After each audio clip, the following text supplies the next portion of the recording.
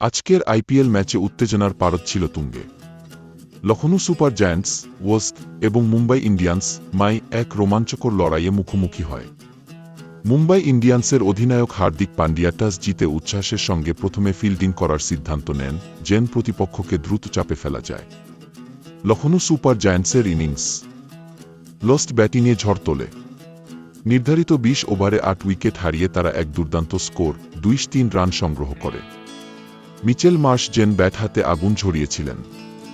তার বিধ্বংসী ব্যাটিং দলকে এত বড় সংগ্রহ এনে দেয়।